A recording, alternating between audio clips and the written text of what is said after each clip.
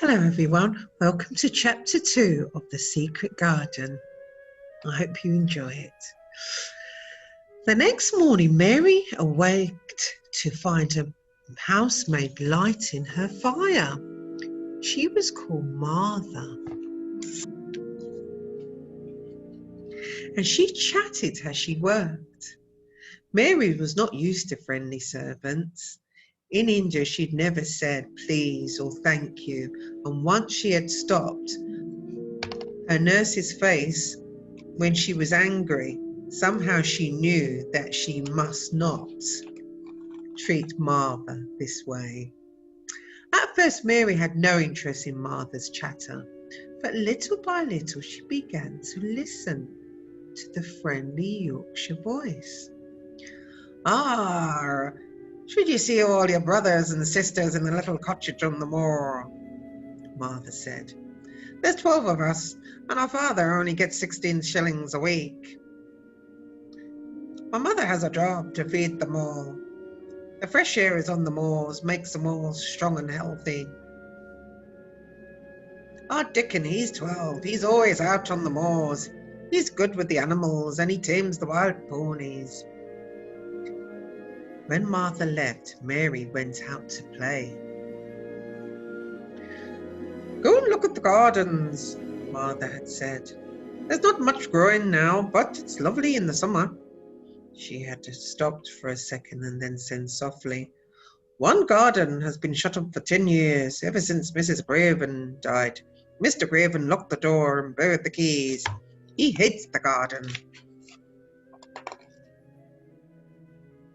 The grounds of the Misselthwaite Manor, they were huge.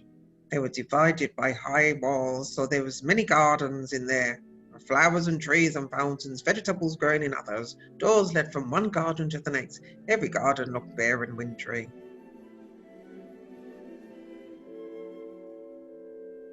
Presently an old man came through one of the doors.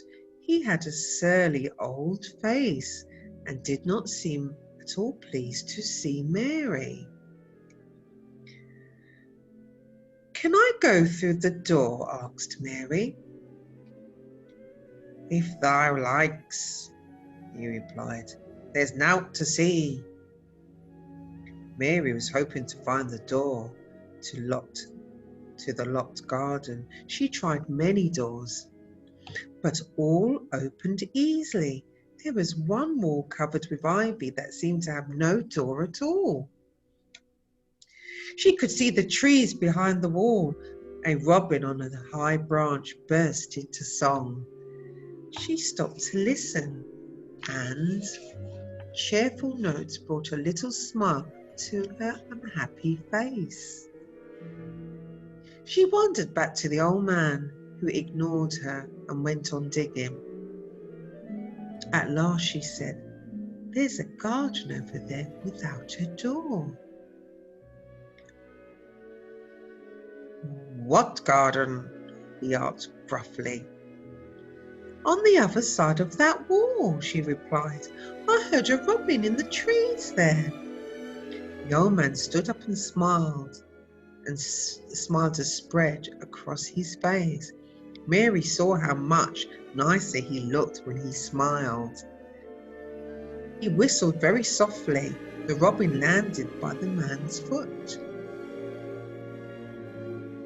"Here," he said quietly. "He always comes when I whistle. Isn't he a grand little chap? Look how he knows we're talking about him." The robin, plump and scarlet-breasted, hopped about, pecking at the earth. Ben Weatherstaff, the gardener, went on digging. "He's the only friend I've got," he said. "When he's not with me, I'm lonely." "I'm lonely too," said Mary. "I've never had any friends." Ben stopped and looked at her. "I reckon we'll get on pretty well," he said. "We're not good looking, and we're as sour as we look." Mary never thought about it before, about her sour face and bad temper. Now she did, It made her feel uncomfortable. Just then, when the robin flew up into the tree and sang with all his voice, "He's taken a fancy to thee," said Ben. "He wants to be your friend." Mary looked up at the robin. "Would you be my friend?" she asked. He spoke softly and kindly, instead of in her usual hard little voice. "Why," said Ben proudly, "thou said that like a real child instead of a sharp old woman." It was nearly like Dickon when he talked to the wild things on the moor.